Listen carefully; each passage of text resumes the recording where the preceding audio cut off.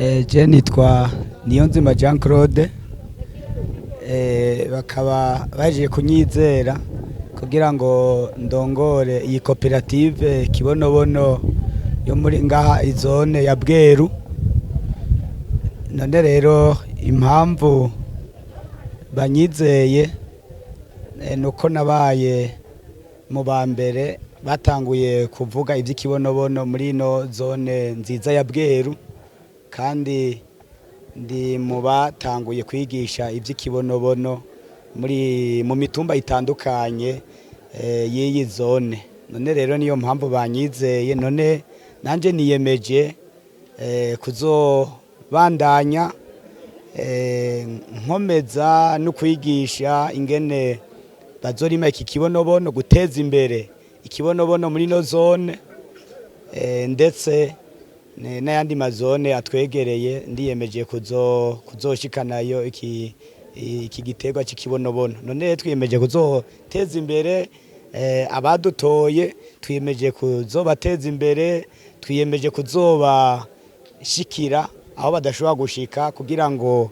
ivyamwa vy'ikibonobono bishobore kuzoteza imbere abarimyi bo muri no zone ndetse n'abandi duhana urubibe.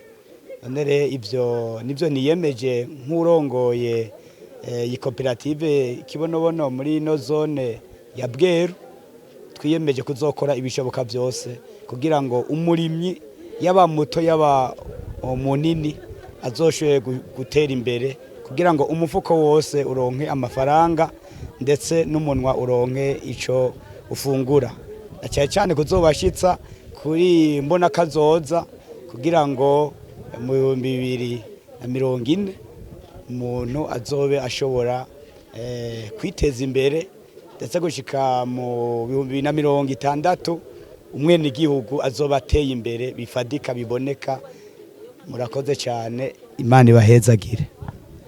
Ku mazina nitwa Samuel Niyukuri, nkaba ndumwunganizi wa perezida kuri ishyirahamwe ry'ikibonobono muri zone nziza ya Bweru, kurongora abanywanyi bo muri zone ya Bweru.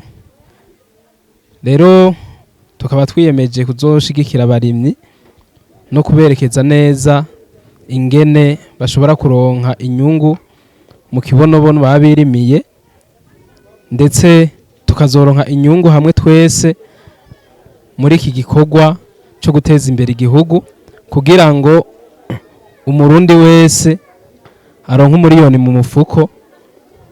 Ni naco twiyemeje yuko tuzobashigikira, tukongera tugakwiragira mu mazone yose agize komine ya kera ya Bweru, kugira ngo nabo nyene tubigishe ivyiza vy'ikibonobono. Murakoze. Murakoze kumpa ijambo.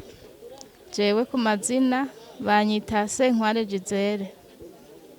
Jewe rero bakaba banshinze kuba umwanditsi muri rino shirahamwe ry'ikibonobono ngaha muri zone yacu ya Bweru. Rero nkaba niyemeje kuzokorana neza nabo turi kumwe, kuzokumvikana nabo tugiye imbere, kugira ngo uyu mugambi w'ikibonobono utere uje imbere. Murakoze. Murakoze. Ku mazina yanje nitwa Ndacayisaba Bonete. Uyu munsi bakaba bantoye, hanyuma nkaba jewe ndumushinguzi.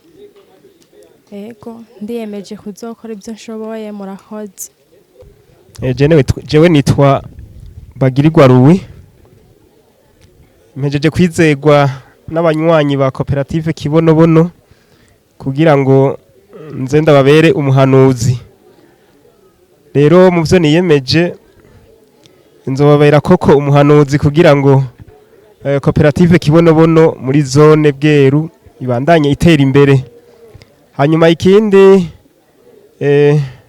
shobora kunganira, kubera ko sanzwe ndongoye izone mu ntwaro, nzofasha cyane mu manama tugiye gutunganya mu mitumba twagendeye abene igihugu, nzoheza nshimikire cyane cyane ku iterambere rishimikiye kw'ico giterwa kibonobono, kugira ngo abanywanyi babandanye biyongera bahurumbire ico giterwa, kugira ngo koperative kibonobono zone Bweru ibandanye itera imbere,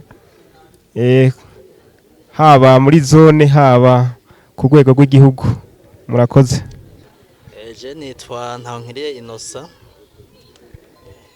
bakaba bantoye kugira nkurikirane imigambi ya koperative ya Bweru ukibonobono,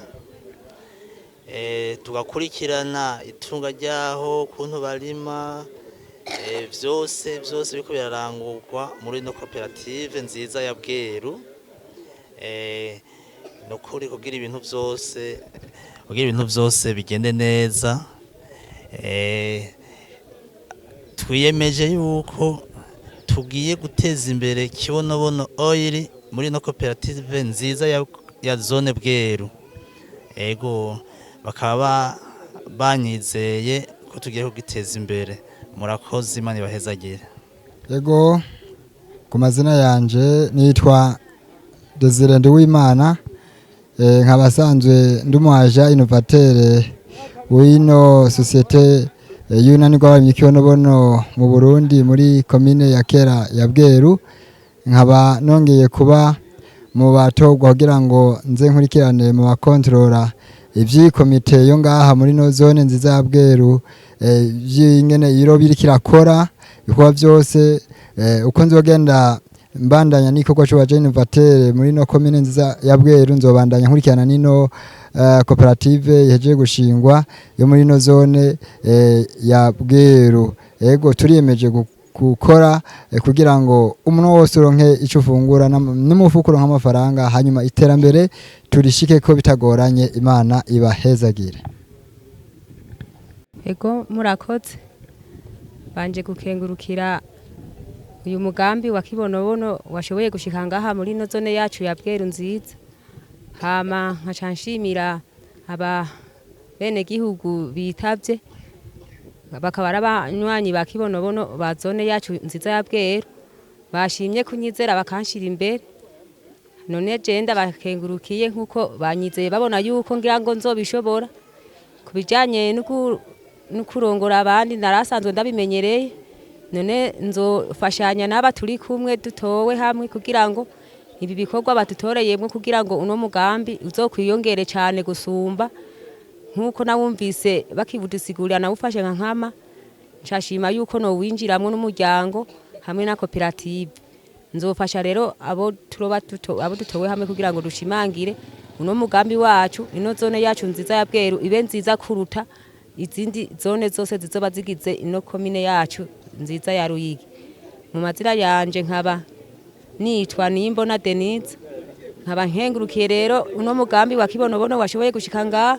Nkaba nshimiye n'aba bose abanywanyi ba Kibonobono bizeye bashoboye kunyizera bakantora, nkaba ndabashimiye. Tugire Kristo.